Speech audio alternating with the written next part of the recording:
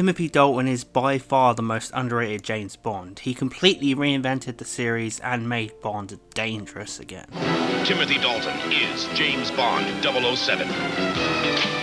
License to Kill, rated PG-13. By the late 80s, beloved Bond Roger Moore was looking very old in the role, and his kind of fun approach and silliness was kind of outdated, and they had to rethink things. Enter Timothy Dalton, who had actually auditioned for Bond back when Sean Connery was playing Bond, so he was very young. But now he had come of age and he was about to shake up James Bond in a huge way. Timothy Dalton brought a grittier, more serious and ultimately very human approach to the character.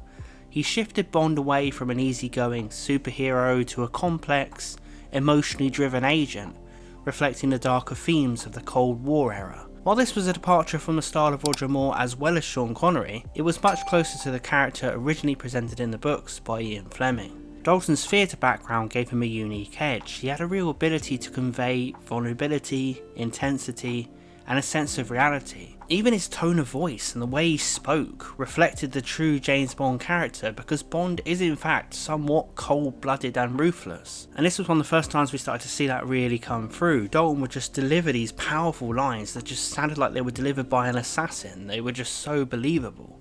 Did you hear? Hear from Yorkie? Yes.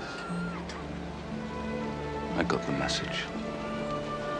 While 1987's The Living Daylights was well received, Dalton's second and final movie, 1989's License to Kill, actually faced criticism upon its release. This was the movie where Dalton and the filmmakers doubled down on his serious Bond and shed any remaining baggage from the previous incarnations.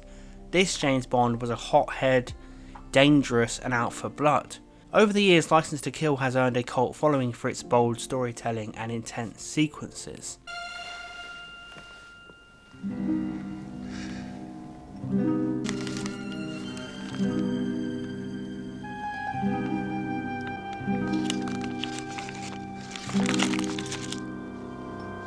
This film 100% has the most brutal scene in James Bond history, where we see a body explode with blood, and it also has one of the most mental final action sequences, that insane and wild truck scene. And I love seeing Bond come up against Frank Sanchez, played by Robert Davi, this just heartless drug baron.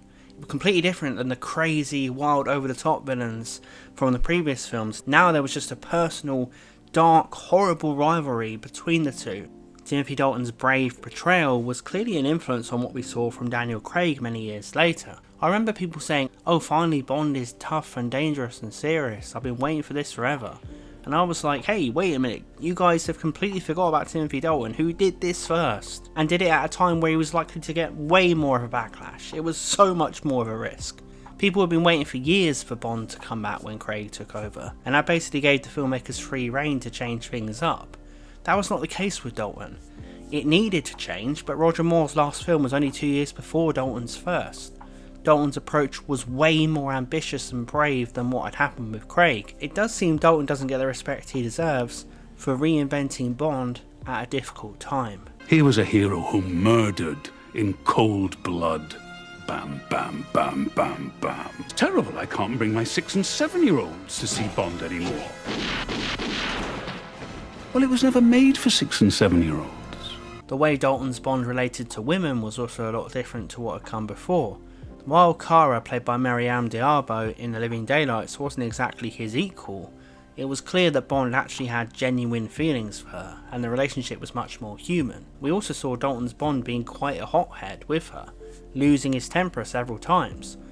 Dalton's Bond could be charming one minute and actually pretty scary the next. He didn't have much patience, and you start to realise, oh, this is why Bond is alone. This is why he can never settle down. He's actually prone to angry outbursts the more time he spends with people.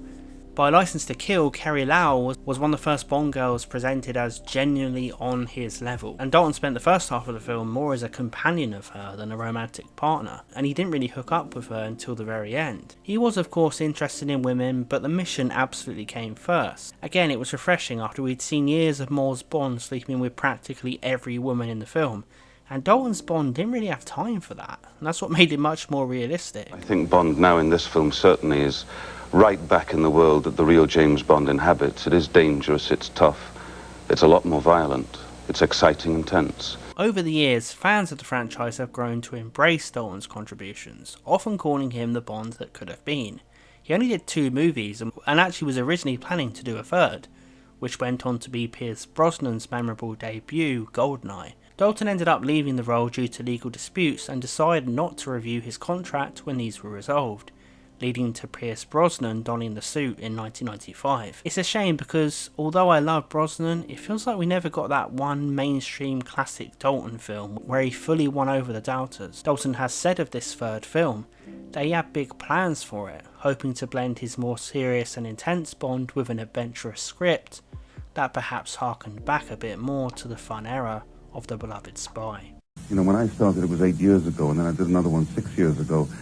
And then the movies were brought to a halt because of a lawsuit between the producers and the studio, which meant there was this huge 6-year gap. And then when that was cleared up, they told me they wanted me to do another, but, you know, I felt I'd done it. Bond is a dominating image, and if I started again now, 6 years later, it'd maybe for the rest of my life. The more time that goes by, the more I appreciate Timothy Dalton as James Bond. He only got 2 films, but he made such an impact on the franchise. Whether you love him or hate him in the role, you've got loads to say about the era, and that's pretty cool for someone who only done a couple of films. He wasn't forgettable. Everyone had an opinion. My opinion was that he should have done way more films, and he probably would have gone on to become the greatest James Bond of all time. What do you think? Let me know in the comments below and click on another video on the screen now. I will see you guys next time.